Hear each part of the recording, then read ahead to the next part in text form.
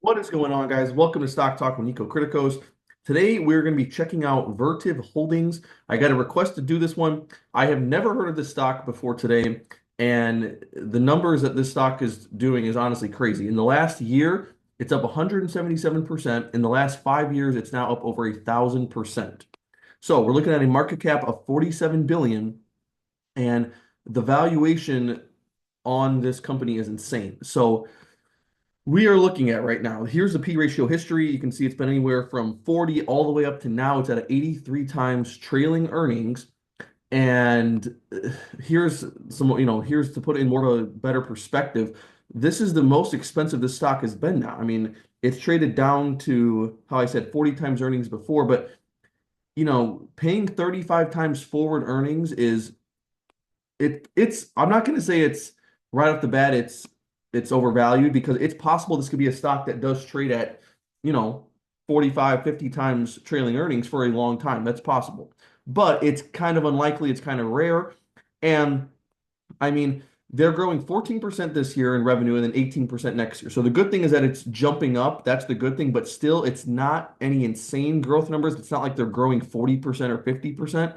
So I still think that it should trade at like 30 times earnings or maybe 35 times earnings, something like that.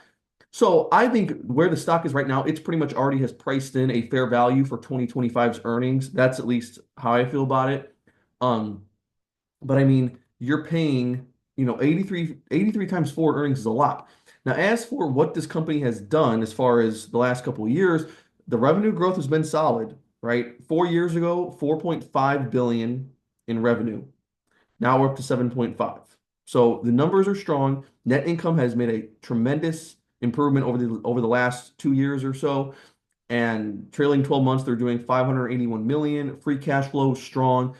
Balance sheet not so good. We're looking at 3 billion in debt and only 900 million in cash. Not sure why they're paying. Okay, so what does this say? So they're paying dividends and then they bought back some stock. I can understand the buying the stock back, but I don't know why they'd be paying dividends out right now when they're kind of like a newer growing company.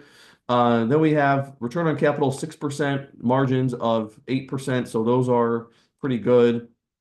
And I mean, it's interesting. I mean, the numbers, the growth is amazing, right? The EPS jumps here are insane, but I'm not going to pay 83 times forward earnings for that. So I would say again, if the stock is trading at, I don't know. I mean, I'd like to pay 35 times trailing earnings. So like if the stock was $90, then it's looking more realistic. And the other way you can look at this is, okay, it dipped down to 40 times earnings. Maybe that was a little bit too, well, not even because that's still realistic. So I mean, I would not buy this. Even 65 times trailing earnings is too much. I'd be buying this at like 40 to 50 times earnings, maybe. I mean, even that, okay, so let's see, 40 times 2.7 is 108. So maybe buy at 108. I don't know. It's tough. I don't like paying 50 times earnings for stuff. There's certain stocks like Amazon, Chipotle, Tesla. Some of them can justify that and they can sustain it for multiple years. But it's not that common. I mean, even like a company like Meta or something, or Google, these big companies, they're putting up similar growth rates. They're growing, 15%, and they trade down to 15, 20 times 20 times earnings sometimes. So I mean, really, I'd like to pay that. Like if it was, let's see, if the stock is, I mean, $70 a share for this, that might be a good deal, right? But who knows if we're going to get that. So that is my analysis for this one. It's a very interesting stock. They got good numbers and stuff, but I just don't like paying that sort of valuation.